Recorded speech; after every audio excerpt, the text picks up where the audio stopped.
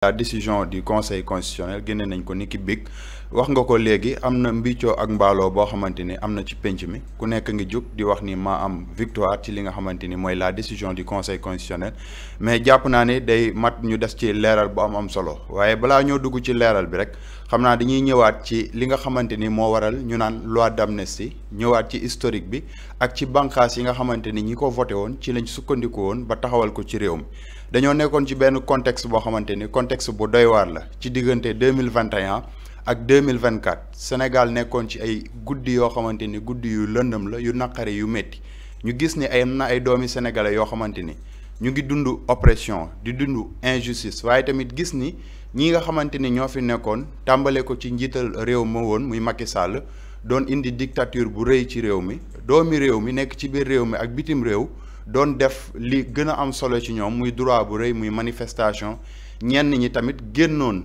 di fësal seen i yéene ak seen i jàppale boo xamante ni amoon nañ ko ci seen leader politique en l'occurrence le président Ousmane Sonko muy président parti Pastef ñu gis ni dafa amoon benn jaay doole boo xamante ni amoon na ci mu amoon tamit ci beneen wàll bi ñoo xamante ni dunduñu woon daraay politique mais ay sénégalais yoo xamante ni jàpp nañ ni réew mi dafa nekk ci ay lëndëm yu métti ñoom ñu génn jàpp ni loolu moo nekk seen participation ngir démocratie amaat ci réew mi waaye ci noonu dafa am ñoo xamante ni dañ ci ñàkk seen ay bakkan am ci ñoo xamante ni ay blessures lañ ci am ci ñoo xamante ni dañ leen a gaañ am ci ñoo xamante ni ay torture la ñu dund mu doon loo xamante ni lu métti la wax naa ko sàng mu am ci diggante 2021 2022 2023 ba 2024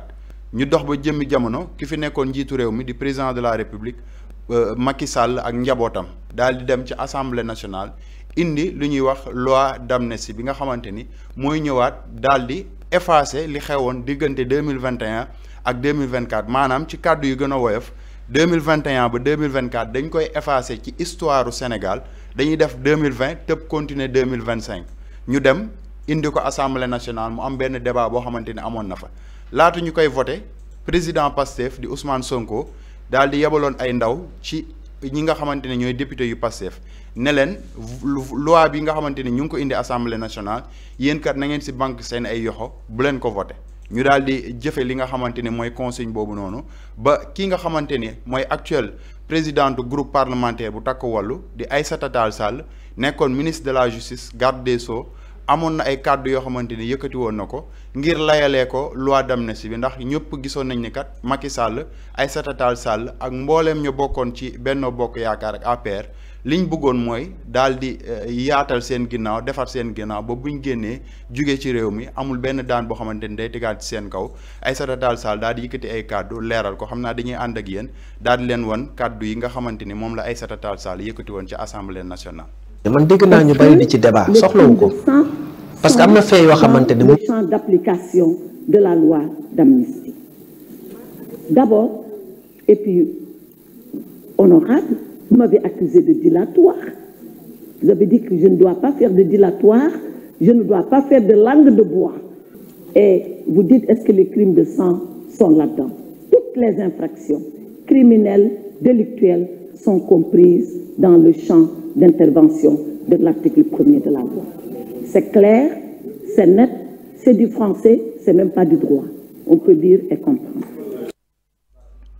mu nekkoon kàddu Aïssata Tall Sall bi mu koy yëkkati mu ngi nekk ministre de la justice garde des sceaux bi nga xamante ni Macky Sall mu ngi fi nekkoon ci réew mi mu daal di nekk loo xamante ni dañ ko daal di voté approuvé ko à l'Assemblée nationale daal di effacé li nga xamante ni moo amoon ci diggante 2021 ak 2024 yàlla dogal ñu daal di def at am loo xamante ni am na ak coppite ci réew mi Sénégal daal di fal ki nga xamante ni mooy président Bassirou Diomaye Faye ak ki nga xamante ni moom la àndal muy le premier ministre Ousmane Sonko ñu demaat ba yeneen i jéego ñëwaat muy beneen échéance di élection législative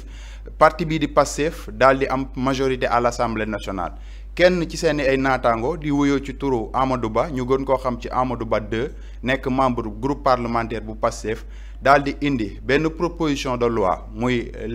la loi interprétative de l'amnistie boo xamante ni moom lim ci jublu ak kàddu yu mu yëkkati mooy li nga xamante ni mooy torture di acte de barbarie dañ koy seppi ci li nga xamante ni mooy loi d'amnistie bi daal di koy tegee boor mën a jublu ci ñi nga xamante ni ñoo doon jaay doole ñoo doon faat ak di gaañ sénégalais ginnaaw gi nag mu daal di koy yóbbu assemblée nationale mu nekk une proposition de loi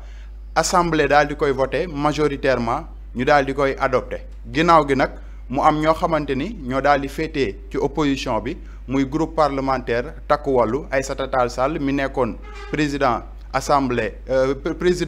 nekkoon ministre de la justice garde des sceaux excusez-moi daal di jël li nga xamante ni mooy lenn lu leen yoon may daal di dem ci conseil constitutionnel ngir déposer fa benn recours ngir ñu mën a annuler li nga xamante ni mooy interprétation bu loi d'amnistie bi ndax boo xoolee li nga xamante ni moom la Amadou Ba indi proposition de loi la daal di wute ak projet de loi bi nga xamante ni le président de la république moo ko mën a doxal ndax loi dafa ne bu ñu daal di jébbalee li nga xamante ni mooy loi bi jaarale ko ci secrétaire général bu gouvernement bi daal di koy jébbal le président de la république moom président de la république am na juróom benni fan ngir daal di mën a promulguer loi bi maanaam loi bi daal di effectif ci noonu dañu daal di saisir conseil constitutionnel te boo xoolee dafa am benn article boo xamante ni moom la ñuy wax article 74 bu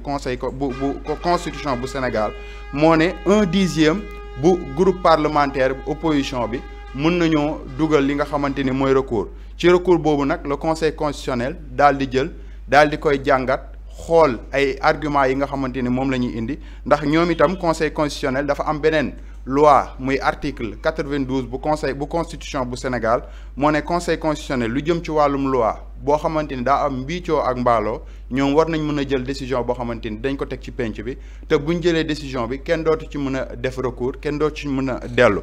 ginnaaw gi nag lañ ko daal di def moom conseil constitutionnel génn ni ki biig ci mercredi bi am benn note boo xamante ni dañ ko daal di partagé liñ ci partagé nag moo waral coow li waaye jàpp naa ni moo mat a leeral dañoo ne ci biir note bi article 1er bi nga xamante ni mooy loi interprétative bu Amadou Ba bu Pastef daal di dugal dafa méngoowul ak constitution bu Sénégal waaye war nañ ci mën a am beneen jàngat biñ ci mën a def te conseil constitutionnel ñëw ci daf ko daal di leeral ci li nga xamante ni mooy ay poñ yu am solo muy poñ 30 poñ 31 poñ 32 bu communiqué bu conseil constitutionnel dañ ne kat Amadou Ba loi bii nga indi ci conseil ci assemblée nationale ngir ñu interpréter assemblée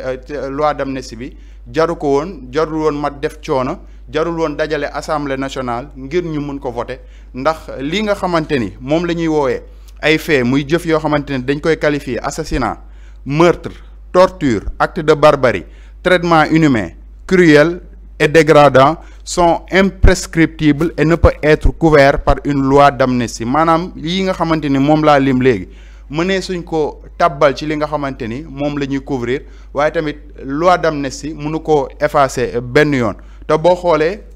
ci constituant bi nga xamante ni mooy 31 muy poñ 31 bu conseil constitutionnel ñëw ba tey dafa daal di fàttali ni kat réewum Sénégal bokk na ci réew yi nga xamante ni ñoo njëkk a voté ay convention internationale yoo xamante ni dafay xeex acte de torture dafay xeex li nga xamante ni mooy crime de sang waaye tamit dafay xeex acte de barbarie ci convention internationale yooyu mënees nañ ci lim ñaari convention muy convention de Rome muy convention Nations Unies te ci convention yooyu noonu dafa am lu ñuy wax article 7 yu convention yi ñoom itam dafa am loo xamante ni ñu ngi koy xeex jëm ci crimes internationaux ne ils sont également imprescriptibles ginnaaw gi sax dañ ko daal di leeral ne képp koo xamante ne dafa nekk cim réew te ñu gis ni dafa jëf-jëf yi te réew mi mënuñu koo juger ñoom am na ay compétences yoo xamante ne au niveau international mën nañ jublu ci ñi nga xamante ni ñoo ko daal di def ci noonu nag conseil constitutionnel daal di rappeler également ci constitution 31 bi article 98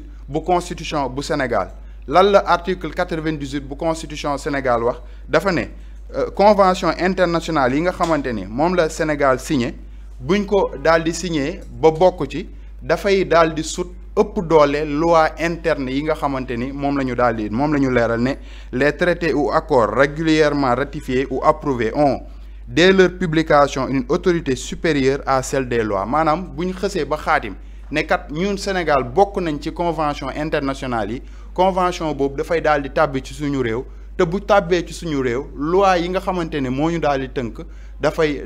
convention boobu daf koy ëpp doole ci loolu sax xam naa dañuy ànd ak yéen également daal di leen tegtal kàddu maître Bamba Cissé di avocat mu indi ay leeral yoo xamante ne daanaka moo méngoo ak sortie bu conseil constitutionnel def. man dégg naa ñu bari di ci débat soxlawu ko parce que am na fait yoo xamante ne mënul doo dugg ci loi d'amnistie des disparitions forcées exécution extrajudiciaire torture traitement dégradant cruel yooyu yëpp duggul ci loi d'amnistie ci statut de Rome dañ ko considérer comme des crimes contre l'humanité te crime contre l'humanité du dugg ci loi d'amnistie donc loolu yëpp jarul nga ciy ñëwaat da ngay juger ça da nga koy juger c'est des faits yoo xamante ne da nga koy juger te amoon na fi ay disparitions yoo xam ne kenn expliqué wu leen loolu dafa soxlawul loi d'amnistie bi li mu wax mooy Sonko taxaw ne Mame Mbaye Niang lii la wax politique Mame Mbaye Niang et cetera keneen taxaw ne damay def manifestation Sonko laa àndal vif Pastef vif APR ñu jàpp la loolu duñ la juger président Diomaye bind ne politique yi du dugg ci justice bi à Pastef li ñu koy def ça c'est politique loi d'amnistie bi loolu la couvrir mais boo ci bëggee sànjaafu di dugal naan ay ñenn ñi ma rey ak yooyu dama ciy dugg da ngay nax sa bopp de kooku bokkul ci loi d'amnistie donc loi d'amnistie jarul changer jarul abroger mais ñi fi am yëpp dañ ko war a juger dañ koy juger te amul benn rapport ak loi d'amnistie bi. mu nekkoon kàddu maître Bamba Cissé moom itam mu doon ay leeral yoo xamante ni indi na ko di dëggalaat li nga xamante ne mooy sortie bu conseil constitutionnel di wax ni honorable député Amadou Ba jarul woon muy saisir yi nga xamante ne mooy assemblée jëm ci amnistie bi nga xamante ni moom lañ ñëwoon pour la loi interprétative te boo xoolee ba tey dafa am ci constitution bi ñi nga xamante ni ñëwoon nañ ci muy beneen constitution boo xamante ni conseil constitutionnel daanaka si la jeexalee muy considérant 32 daal di na ne li nga xamante ni moom la opposition bi daal di jël ndax boo xoolee boobaak léegi moo daal di jur mbiccoo ak mbaaloo bi ci am nee nañ li Amadou Ba dugal amul benn yoon benn procédure boo xamante ne am na motif inconstitutionnalisé boo xamante ni mën nañ ko jël pour wax ni kat lii Amadou Ba dugal àndul ak yoon waaye dafa am lenn ci loi bi mooy article 1er bi moom lañ jàpp ni kat méngoowul ak li nga xamante ni moom la sunu ay charte réew bëgg ci noonu nag dafa am njiitu Pastef muy le premier ministre jiite Pastef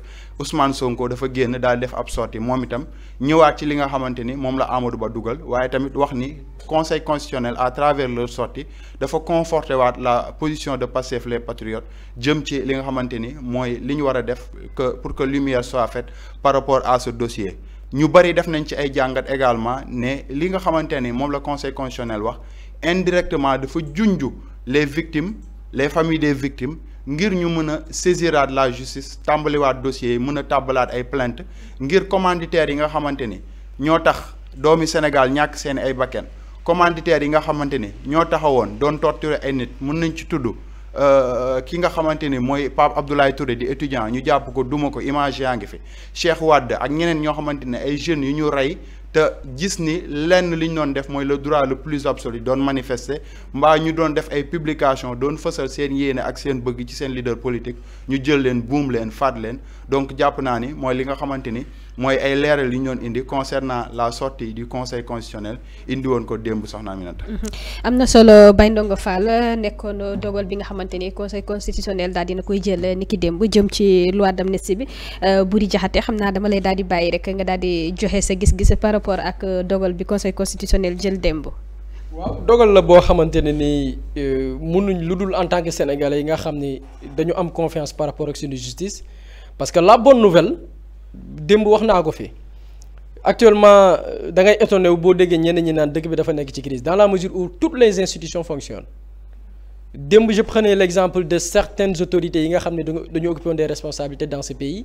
ñu tudd leen ci ay dossiers mais jusqu'à présent que ce soit ñu nekk député ou pas wala ñu nekk ancien ministre respecté nañu seeni droit jaareel nañ leen ci yoon bi nga xamante ni fa la ñu war a jaar pour àtte leen amul kenn ku ciy jéem a fitnaal amul kenn ku ciy jéem a ñàkk wormaal et je pense que tey avec la décision du conseil constitutionnel suite logique la par rapport à cette rupture par rapport ak ni yoon war a fonctionner mu am parce que c'est une décision boo xam ni li ko sabab état moo porté benn proposition de loi kenn ci ndawi état seen député de la mouvance présidentielle conseil constitutionnel ne jaru ko et Baye Ndongo yaakaar naa def na ci leeral bu am solo et pour ce que sénégalais yi comprendre du lenn lu dul am na lu ñu fi voté yàlla l'extrait de maître Aïssata Tall Sall bu ko expliqué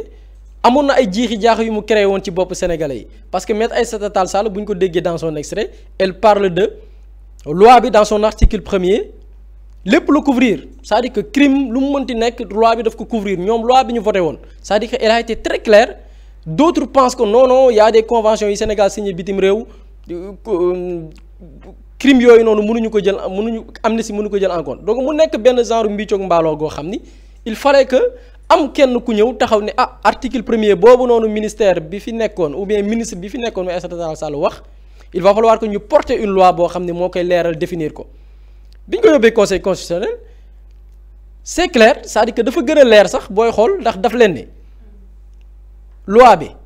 jaratul laal jaratul abrogé jaratul sax di modifier wala di réviser wala di interpréter Sénégal dafa signé ay convention yoo xam ni moom moo ko signé ji bitim réew et pourquoi cette partie am solo mooy Sénégal li mu signé bitim réew loi yooyu bu ñu ñëwee dafay féete kaw ñun suñuy loi loolu la suñu ay njiital réew xaatimoon te loolu moo jiitu sax régime bi fi nekk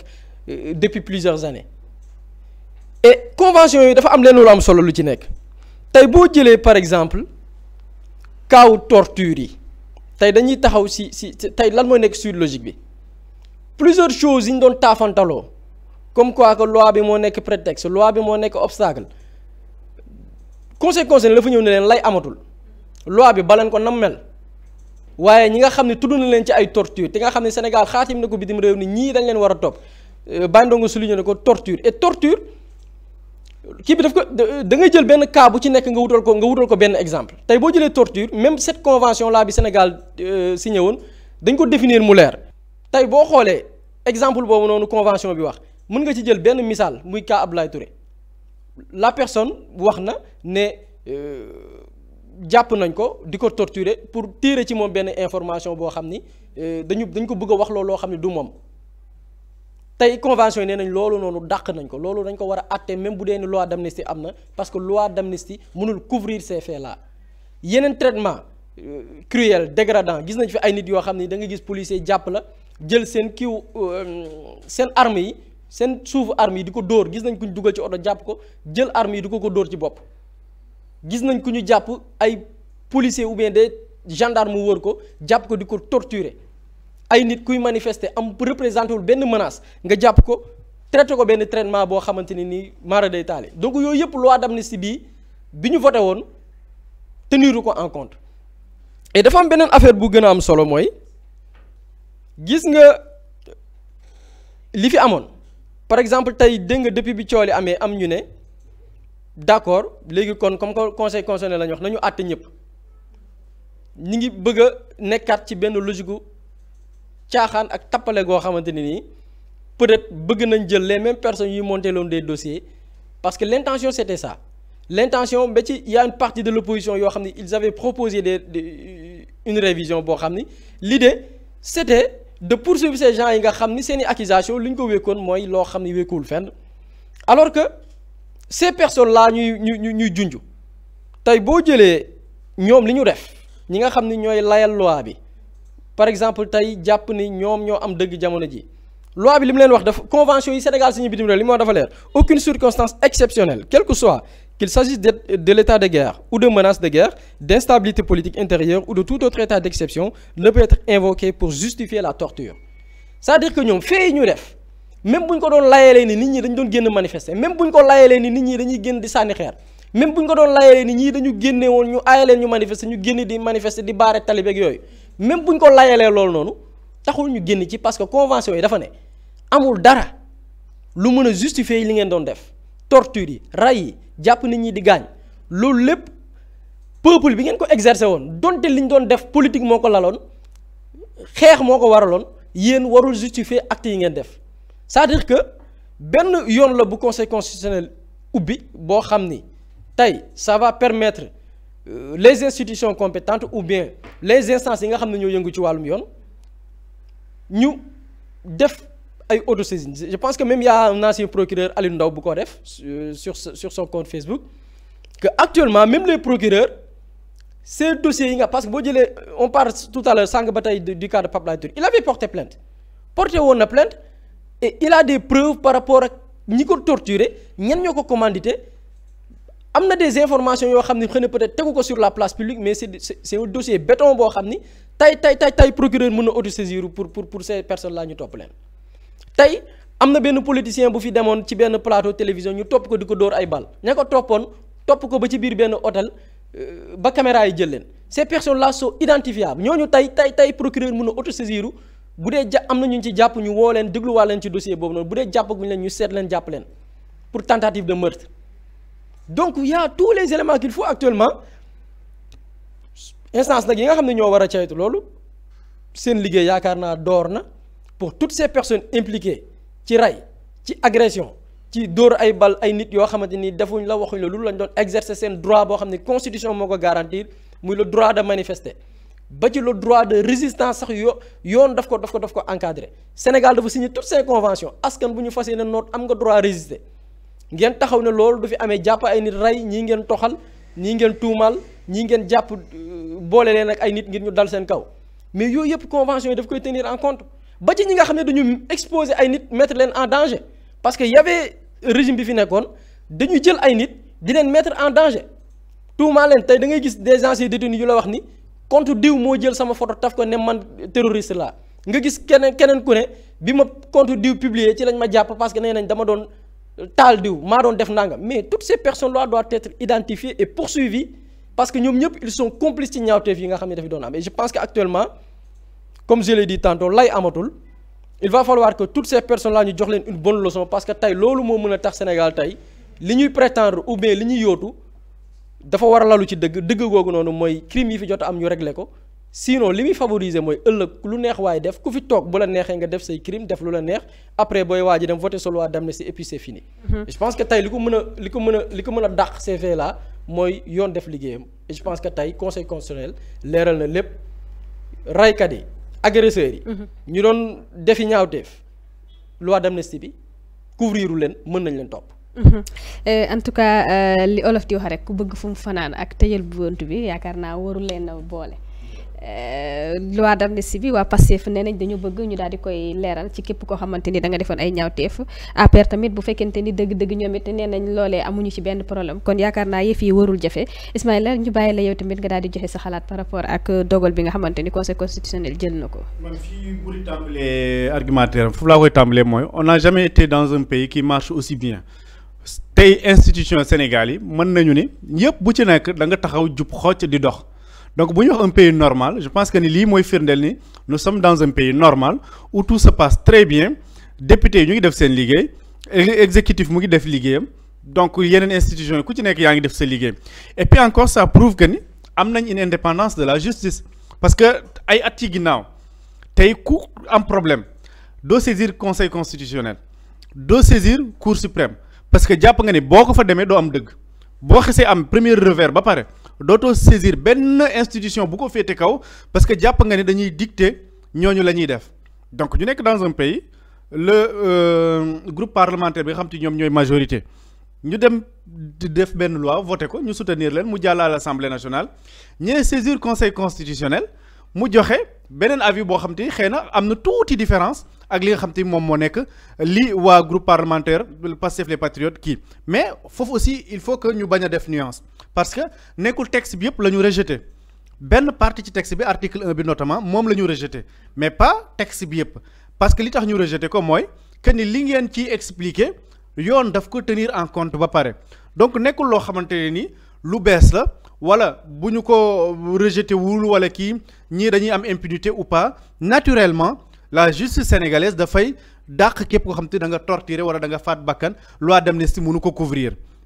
encore une fois Baye Ndongo ñëw na ci Buri ñëw na ci Sénégal ratifié des conventions au niveau international yoo xamante ne ni dafay signé que ni moom du làq kenn ko xam te da ngay rey nit du làq kenn ko xam te da nga torturer nit tey bu ci demee ni convention des Nations Unies bi nga xam te ni ñu ngi ko voté woon en 1986 mu entré en vigueur le 26 juin 1987 daf ciy wax que ni képp koo xam te ni acte torture la acte traitement criminel inhumain wala lépp loo xam te ni dafay tax nit salfaañi ak yelleefu doomu aadama loolu amul benn loi boo xam te war na ko mën a protéger loolu la ñu ci wax dañ ci dem sax ba àgg ci ni nit boo xam te dafa def ñaawteef nekk ci beneen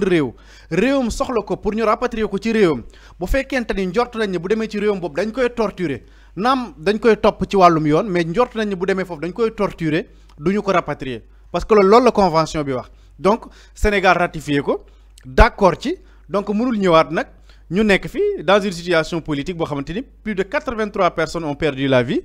ay nit ñoo xamante dañ leen a torturer gratuitement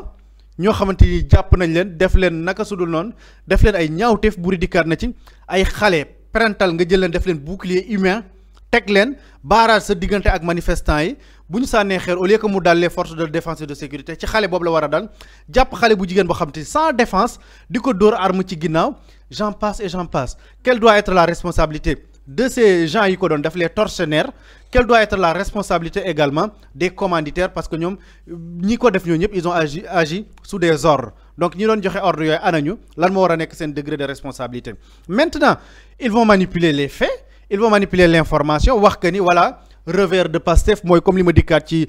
début émission bi nii titré lu leen neex yenn journaux yi yenn opposants yi titré lu leen mais je pense que jubilé bi du yàgg bu ñu jubilé bu ñu yuuxoo tuuti après bu ñu toogaatee réfléchir tuuti dañ xam que ni li nga xam te moom la ñu bëggoon ci loi d'amnistie bi loolu moo am quelque part je me dis est-ce que c'était nécessaire même de vouloir interpréter cette loi quelque part tu te dis non jaru ko woon parce que le conseil constitutionnel wax soo ci sukkandikee mooy jaru ko woon mais d'autre part également jaroon na ko parce que au-delà d'être un combat juridique il y a aussi une bataille de l'opinion faut faire comprendre aux Sénégalais que ni li ñuy xeex ni c'est pour rendre justice à ces victimes c'est pour rendre justice aux Sénégalais te pour Sénégalais yi comprendre ko du nekk conférence de presse du nekk loo xam te da ngay ñëw ko il faut passer par l'Assemblée nationale bi nga xam te am na benn certaine couverture médiatique bi ñu def ko opposition bi coow ko def recours au niveau de l'Assemblée nationale loolu fi xew yëpp xew bu ko defee Sénégalais ñoom ki nga xam te jàngul droit sax dina mën a xam ni ah ok kon lii mooy la situation donc là l'opinion est alertée opinion bi xam nañ lan moo nekk la situation xam nañ carrément fan la ñuy féete su ko defee nag ñu door a enclencher li nga xam te moo nekk la bataille juridique ñëpp comprendre exactement fii la ñu toll lii moo ko waral lii mooy la situation et je pense que ni bu ñu agsee foofu noonu ñi nga xam te ñoom ñoo doon jubilé danañu toogaat bu baax a baax parce que lii coow li ñooma ali kalaj ji ñoom la ñoo torturé ñoo santaane ñu torturer ñoo santaane ñu rey ñoom ñoo nekkoon au pouvoir ñoom ñoo amoon armée ñoo amoon police ñoo amoon gendarmerie ñoo amoon des nervis tout ça c'est prouvé donc coow li ñoom la et puis je pense que ni la voie est libre maintenant pour que justice tàmbali def liggéeyam. mais aci bu ajouté foofu c'est que dafa wax ci par rapport loi interprétative bi am na sax ñu bari ñu ne kon loi bi interprétative jaru ko woon solo si foofu la. loi bi ak am solo loi interprétative bi ñu ba assemblée nationale. c'est la meilleure décision ou bien la meilleure démarche bi gars yi mënoon jël parce que Pastef bu xëyoon tey ne dañuy laal loi bi sans tàggu kenn njuumte am ñu ne xëy na peut-être dañuy protéger seen bopp xëy na loi interprétative bi bu dem parce que je l'ai souligné tantôt il y avait l'ancien responsable de Benno Bokk Yaakaar Aïssata Tall Sall bu taxaw assemblée ne loi bi dafa couvrir li nga xam ne mooy ñaawteef yi fi amoon crime ak lépp lu mën a nekk mu am ay coow ñii ne déedéet. parce que l'extrait bi Baye Ndongo teg léegi muy maître Bamba Cissé bi muy wax li c'était en 2024 yàgg na donc il y avait une confusion il y avait ku nekk ak sa thèse par rapport ak cette loi là ñii ne loi bi dafay couvrir ces crimes ñeneen ñi ne non loi bi couvrir ko parce que Sénégal dafa signé ay convention bitim réew yoo xam ni dane bokk ci crime dara mënu ko couvrir torture dara mënu ko couvrir donc cette loi interprétative dafay permettre mu am une décision claire boo xam ni c'est l'autorité on peut l'appeler ainsi l'autorité suprême conseil constitutionnel bu taxaw ni léegi nii la demee loi bi jaratul laal jaratul réviser jaratul abroger parce que ñi fee yi concerné ces crimes là ñi nga xam ni dañ leen di accuser de crimes contre l'humanité et là il y a une précision à faire il y a même l'avocat qui avait porté la plainte au niveau de la CPI Juan Branco qui dit clairement qu'actuellement je parle tout à l'heure de certaines autorités mais ba ci Macky Sall ak certaines autorités acteurs ba ñu invité la fois dernière Ami Dia wax na ni ku ci mel ni ay Antoine Diome dañu daw c'est à vérifier génne nañu réew mi mais toutes ces personnes là yi nga xam ne ils étaient impliqués ils étaient au cœur ils occupaient certaines responsabilités stratégiques ci moment wu fee yooyu que ce soit ministère de l'intérieur ministère de la justice et le président l'autorité compétente bi nga xam ne il pouvait dire stop arrêtez ces tortures bàyyi leen di rey nit ñi mais ces personnes là tey mën nañ leen topp à travers cette plainte tey nguur gi fi nekk bu ko neexee plainte bi ñu déposé au niveau de la CPI ñu activé waat ko pour que Macky Sall ñu émettre ko benn mandat d'arrêt international pour fu mu nekk ñu indi ko ci réew mi àtte ko c'est bel et bien possible actuellement parce que ces crimes là loi bi couvriru ko on peut bel et bien aujourd'hui même déclencher ou bien déclarer cette procédure bi nga xam ni tàmbali woon nañ ko ñu topp ces personnes là ñu occupé woon certaines responsabilités au niveau du ministère de l'Intérieur ministère de la Justice au niveau de la police et de la gendarmerie toutes ces personnes là actuellement tey mën nañ leen jàpp àtte leen et puis ñu xam parce que comme je l'ai dit leçon la pour que yenn yi bañ fi amati jàpp ni pouvoir nga bëgg a accroché wu ñenn ñi pour seeni privilège yu bopp yaakaar ne nguur gi dootul jeex di user ci seen responsabilité di def lu leen neex jàpp ay xale c'est que wax na ko ku ñeme jël xale mineur boo xam ne amagul sax 17 ans nga teg ko comme bouclier pour que ñi nga jàmmaaroo lépp lu ñuy ñëw lépp lu ñu lay attaqué dal ci xale boobu noonu mënuñu la jàppee lenn lu dul un criminel donc toutes ces personnes là tey la voie est libre pour que ñu yóbbu leen ci institutions yi ci instances yi àtte leen. te man je pense que tamit ni wax ji sax nekkul ci que conseil constitutionnel Pastef la àndale wala li nga xamante ni moom mooy APR la àndal mais wax ji moom mooy jamono ji